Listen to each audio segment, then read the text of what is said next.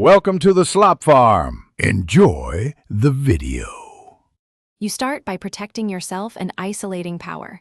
Put on safety glasses and gloves, then disconnect the saw from power.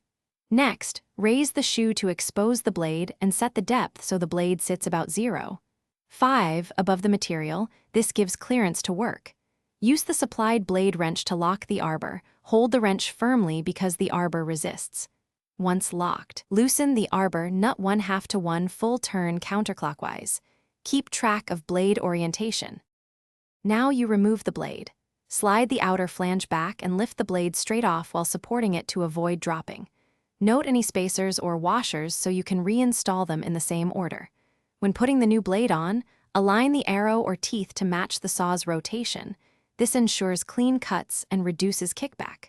Reseat the outer flange and thread the arbor nut by hand to avoid cross-threading.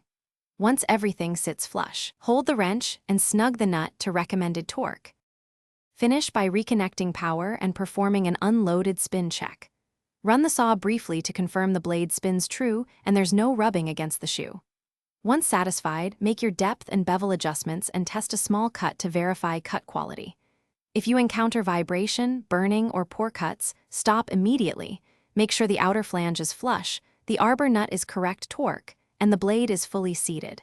If problems persist, replace the spacer or seek a fresh blade to eliminate damage. Thanks for watching. Consider subscribing if we helped you today.